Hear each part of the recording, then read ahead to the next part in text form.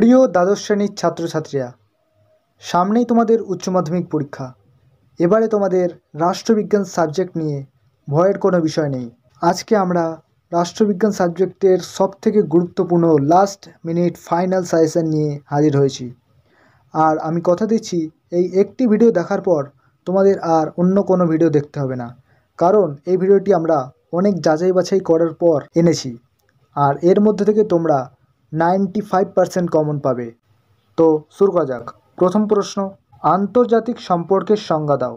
আন্তর্জাতিক সম্পর্কের বিকাশের ধারাগুলি সংক্ষেপে আলোচনা করো। এটি মোস্ট ইম্পর্ট্যান্ট কোশ্চেন। পরবর্তী প্রশ্ন, আন্তর্জাতিক রাজনীতির আন্তর্জাতিক সম্পর্কের মধ্যে পার্থক্য লেখো। এরপর বিশ্বায়ন কাকে বলে? বিশ্বায়নের প্রকৃতি ও ফলাফল আলোচনা করো। বিশ্বায়নের বিভিন্ন রূপ পর্যালোচনা করো। এখানে 3টি স্টার দেওয়া প্রশ্নগুলি খুবই গুরুত্বপূর্ণ, এগুলো তোমরা অধিক গুরুত্বপূর্ণ সহকারে দেখবে। পরবর্তী প্রশ্ন, মার্কসের রাষ্ট্রবিপ্লব সম্পর্কিত তত্ত্ব দুটি আলোচনা করো। পরবর্তী প্রশ্ন, গান্ধীজির সত্যাগ্রহ সম্পর্কিত ধারণাটি আলোচনা করো।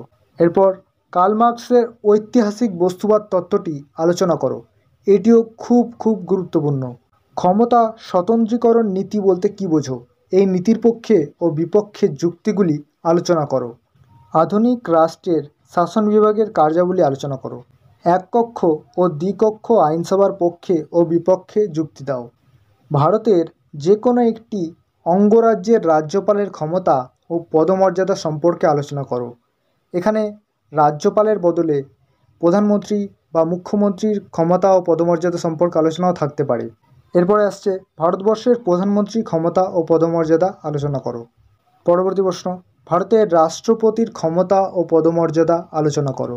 পরবর্তী প্রশ্ন, রাষ্ট্রপতির জরুরি সংক্রান্ত অবস্থা সংক্রান্ত ক্ষমতা আলোচনা করো। এর পরবর্তী প্রশ্ন, ভারতীয় পার্লামেন্টের উভয় কক্ষের লোকসভা ও রাজ্যসভা সাংবিধানিক সম্পর্ক আলোচনা করো। এটিও গুরুত্ব সহকারে দেখবে তোমরা।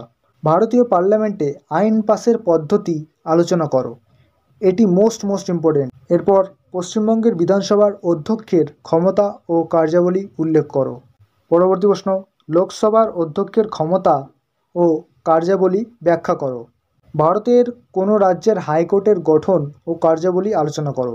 পরবর্তী প্রশ্ন, লোক আদালত ও ক্রেতা সুরক্ষা আদালতের কার্যাবলী ব্যাখ্যা করো। এই প্রশ্নটিও খুবই কমন, প্রায় প্রতিবারই এই কোশ্চেনটি আসে। এবং আজকে শেষ প্রশ্ন, মার্ক্সবাদ কাকে বলে? এর মূল সূত্রগুলি আলোচনা করো। তো এই ছিল আজকের সম্পূর্ণ সাজেশান রাষ্ট্রবিজ্ঞানের।